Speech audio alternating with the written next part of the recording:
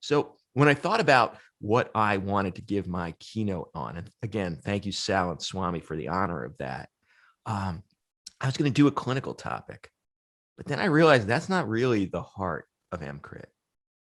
You see, and I don't know if I've ever said this on the podcast, but the Emcred podcast was really made for a narrow niche of people. It's made for resuscitationists who really are already performing at a super high level, and they just want to up their game a tiny little bit. And the real benefit of the podcast was the opposite.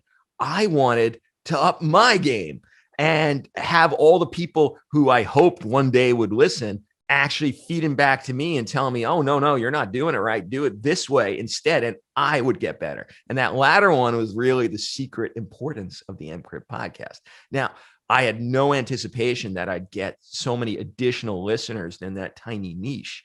But when I think about what I want to talk about, for the most part, it's that niche that I'm aiming at, resuscitationist playing at a really high level already. I mean, I have some beginner lectures, I have some intermediate lectures, but this is really for expert players in a game that's not played by too many people. But then what Emcred taught me is that a lot of people are playing this game, and I had to expand my definition of resuscitationist.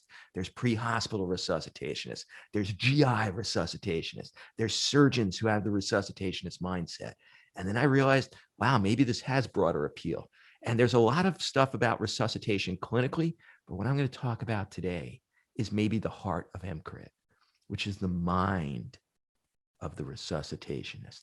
And if you've been listening to Emcred for a while, it's an ongoing series. Every so often, there'll be a podcast that's in the mind of the resuscitationist series. So today, we're going to put a lot of that together, and we're going to discuss some of the key concepts that have come out over the past, 14 years now. All right. So no conflicts of interest. I'm taking money from no psychologists or psychiatrists. So it's just my opinions. I guess I'll start with the first one, which is actually the tagline of Emcred: maximally aggressive care. Now that sounds kind of dangerous. Sounds kind of like someone who doesn't get that you have to temper your aggressive clinical care with thoughtfulness about choosing what care we actually administer. But you got to hear the second part of the tagline, which is maximally aggressive curative care, maximally aggressive palliative care. So it's not, full court press on every patient. It's not taking the 98-year-old demented patient and intubating them and putting central lines in just so we get some resident training. That's not it. The idea is to pick a thoughtful path, the right path for this patient, clinically, ethically, socially, but then commit to it. Give it everything it deserves. Spend all the time necessary, regardless of what's going on in the rest of the department, on that patient's clinical trajectory. Now that seems discordant when you speak to ED administrators. They care about flow. They care about the waiting room. They care about the level 4 and 5 patients. And I understand their incentives are different, but the incentives of a resuscitationist are sick patients first, whether it be sick patients curative care or sick patients palliative care. And that transcends the needs of patients who aren't that sick. Now, if you get multiple sick patients, well, then you got to split time. But if you realize splitting time is compromising the care of that patient, then you get a doc from another zone and you bring them in to take care of the sick patients, because that's the foundation of emergency medicine critical care. That's what our specialty was originally built on, is the idea that we take care of the sickest patients. And then if we have downtime, we take care of patients that aren't that sick. So that's where that tagline came from.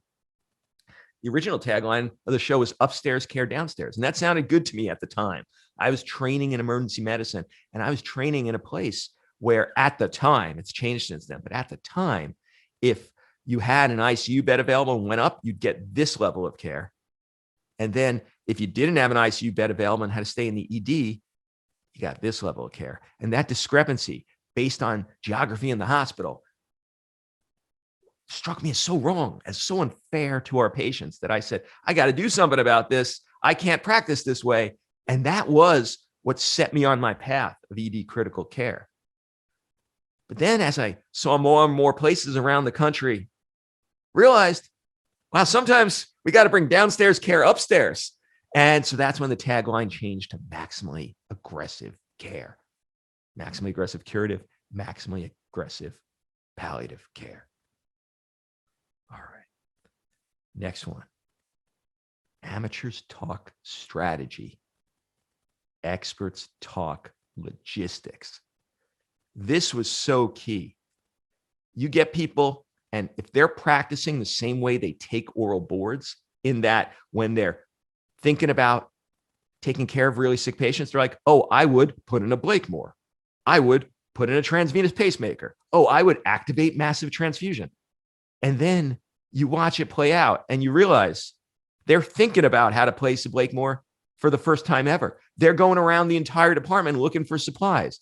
They're trying to figure out how to work the transvenous pacemaker in real time. The once every 3 years they do it. That's someone who's dealing in strategy. Amateurs deal in strategy. Experts deal in logistics.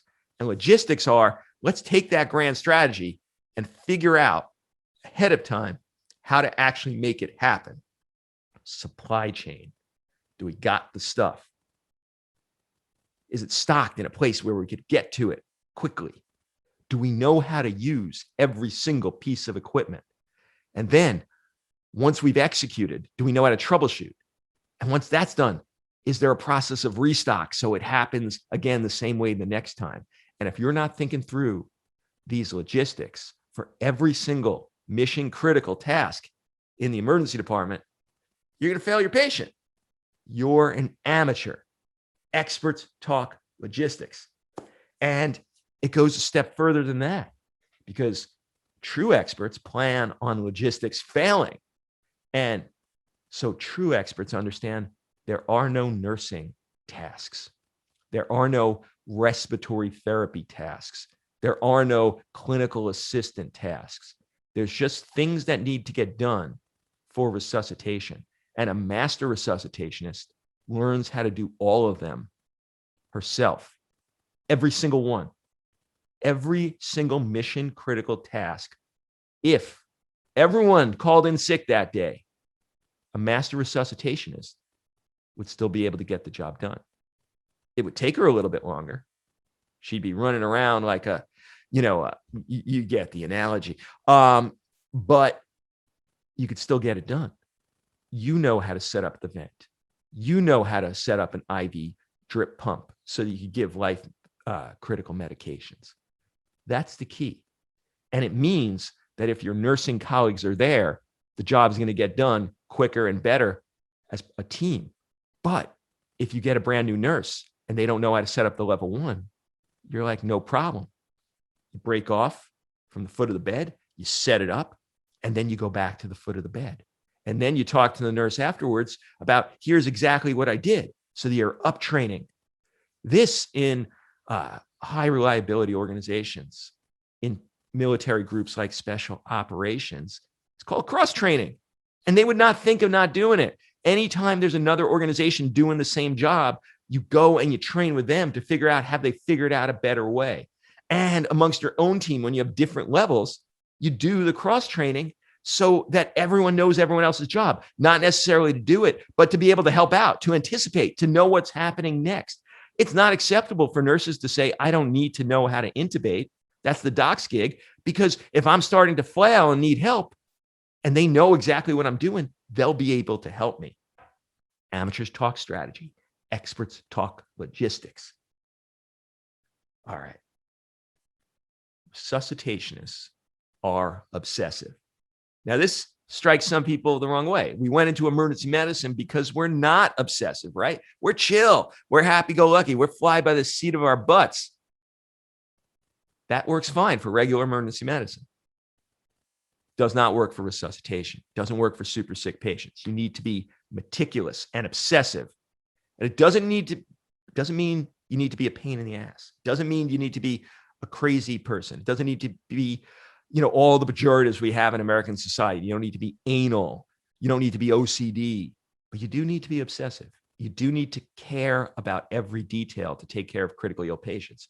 Now, pure intensivist types are just obsessive. They can't relate when things are going a little bit chaotic, right? And that's what emergency medicine is so good at. You need to combine the two. You need to be a cowboy or cowgirl, but also a meticulous obsessive. You need both, because you cannot fly by the seat of your pants on a critically ill patient. You need to consider each and every tiny little detail and make sure every box is checked. You've checked every single lab. You've addressed every single system, right? So that combination is the mindset of a resuscitationist, capable of dealing with chaos, but also insanely detail-oriented. Okay. Errors of commission versus errors of omission. Errors of commission versus errors of omission. Which one would you rather fail on? For me, and I think for resuscitationists, you want to fail on errors of commission. You want to go down trying and not being scared to try. And the scary thing is, almost every hospital rewards errors of omission. Oh, you didn't want to open the chest because you were too scared? Yeah, no, it's understandable. EM docs don't have to do that. That's surgeon's job, and the surgeon didn't come in, so you let the stab wound to the chest expire. But good thing you didn't, accidentally cut the lung, so good on you. Oh, you didn't crike the patient and you kept bagging them, waiting for anesthesia and ENT to arrive? Okay, yeah, you could have caused some major bleeding in there. Yeah, no, the patient was in arrest. No, it's cool. It's okay. This idea permeates hospital culture. Well, most hospitals, I think. Surgeons who are like, the patient's too sick and I don't want them to die on the table. It's going to hurt my stats. So, it's okay. They're probably going to die anyway. They only have a 5% chance. That's only 1 in 20.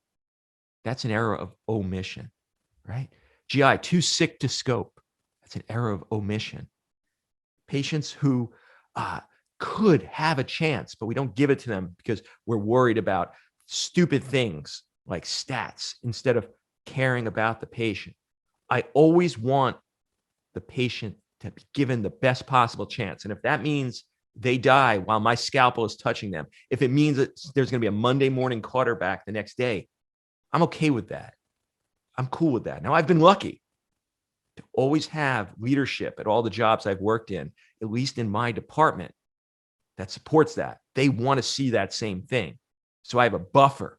I don't know what it would be like if I had a boss, a chair, who also wanted us to go by errors of omission rather than the commission. But I haven't dealt with that scenario. But to make my soul happy with the job I'm doing, always want to be giving the patient the best possible shot. And if that leads to an error, I'm okay with that. I could just say, I tried my best. All right. Resuscitation is a system 1 gig. Now, what does that mean? Now, if you haven't read Thinking Fast and Slow by Kahneman and Tversky, you should. It's insanely good. It won a Nobel Prize. And the idea is that the brain functions in 2 modes. System 1 is heuristic. It's automatic. It doesn't require a lot of cognitive dwell time. It's just you acting based on your previous understanding, your supposition, and it happens subconsciously. You're not really privy to what's going on to make you act that way. System 2 is contemplative. It's slower. You're thinking through in your conscious mind every part of a decision. And Kahneman and Tversky made out that system 2 is less error prone, system 1 prone to errors. But the way they figured it out was amateurs dealing with difficult math problems or tricky word problems. And they said, yeah, if they went by their heuristic, immediate knee jerk, they got it wrong. But if they thought it through and checked their work, they got it right. That's not the same thing as what we're talking about. Resuscitation is a heuristic game. It's a subconscious game, but you need to be an expert. You need to have your knee-jerk response be the right response, which means you've trained the hell out of every scenario and therefore have heuristic knee-jerk responses that are right. You can't spend a lot of time in system 2 in real in the trench resus. You have to work on system one, which means you damn well better train your system one to have the right responses. Well, how do you do that? You sim, you think, you expose yourself to other people's cases, M&Ms, all of the case reports in the literature, so that you build a strong system one, so that your knee-jerk response is the right response. And then here's the key. You bring system two online to check your work before you make any mission critical decision. That gives you even a few seconds to ask yourself, okay, I know what my brain is saying to do, my heuristic response, and you just give a little cross check with system two. Am I missing anything? That is the question that will save your ass. Am I missing anything? That's the way to use system two to augment your system one. But resus docs, resus medics, resus nurses play a majority of their game in system one. So build a strong system one. All right. This is one that got the most play when I first put it out on Emcred, Amongst the Mind of the Resuscitationist series. And it's slow is smooth, smooth is fast. Now, I didn't make that up. That's been in the military for, decades. But it is the key to resus task performance. Slow is smooth, smooth is fast. I always give this example. Every Friday, I get to have lunch with my wife, and we drive separately because I have to go into work later that day usually. And the place is, 10 miles away. And I drive at breakneck speed in my idiot sports car. I mean, I am gunning it after every light, and I'm taking every curve at the maximum that my rubber could keep me on the road. And, it's this nice twisty road, and I'm making it as if it's a Le Mans race course, right? And my wife, she drives a Prius, and she takes her time, and she's looking around at the beautiful scenery around us. And on that 10-mile course, me going as fast as humanly possible, I usually beat her by about 20 seconds every single Friday. Every single time. It blows my mind that the difference between safe, relaxed driving and insane, probably going to get into an accident driving is 20 seconds. So I've saved 20 seconds. But if I made a single error, I would get there 2 hours later with a dented bumper, or maybe not get there ever. That is what going quickly during ED tasks is like. Yes, if everything goes perfectly, you may save 5 seconds. But the chances of things not going perfectly increases exponentially, and that takes a lot of time. You blow your first pass intubation, you ruin the vessel on a central line, or blow the artery. That error proning of gaining 5 seconds is completely not worth it. Who cares about 5 seconds? What we care about is first pass success. If it saved you 5 minutes, I'd say go for it, go quicker. It doesn't. Being herky-jerky and fast does not save any significant amount of time. And here's the real, kick in the head. When you think you're going slow, you're actually going at regular speed. When you think you're going slow, you're actually going at regular speed, because epi and norepi actually ruins our time perception. So if you go what feels like normal, you're going way too fast. You're going to have a task error. If you go as slow as humanly possible, you're not even going slow. You're going where you would have been in the sim lab. So slow the hell down. Just go as slow as you can. It will add no significant time, and it will increase dramatically your mindset and your task performance. Now, here's the proviso. Sometimes fast is fast. And when does that take place? It doesn't take place in the actual task performance, scalpel in hand, laryngoscope in hand. It takes place in the getting ready.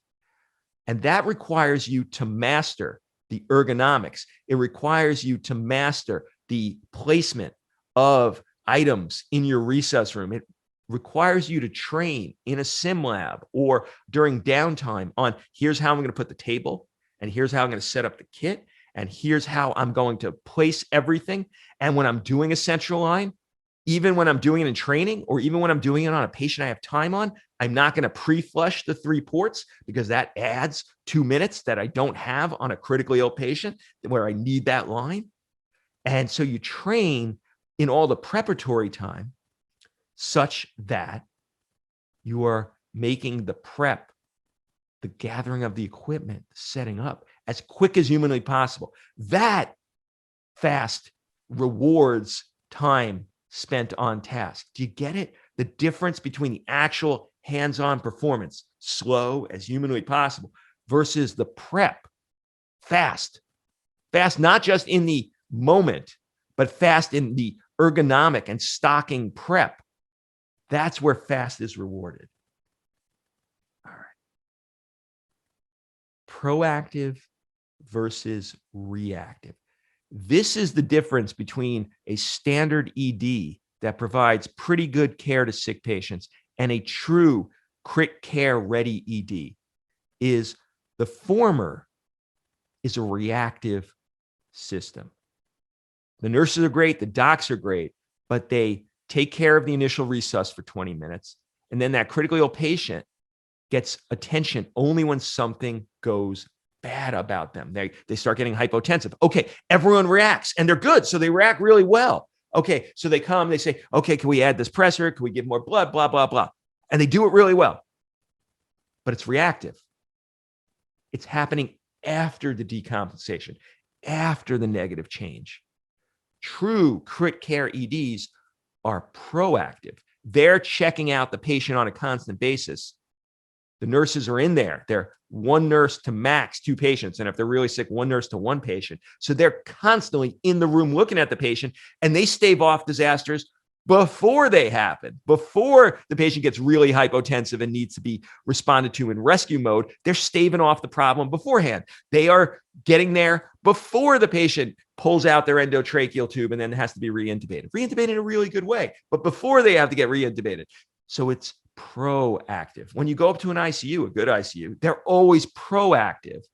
In the ED, most of the time, we're reactive. If you're a doc in a proactive ED, you're always rounding on the critically ill patients. You complete the circuit of the 5 patients that are sick, and you start back at bed 1 and check them out again. And you're checking their labs in real time. And you're looking at the radiologic studies in real time. Not the radiologist calls you 40 minutes later when they finally give the read of the head CT and tell you there's a big bleed there. That's reactive. You need to be proactive.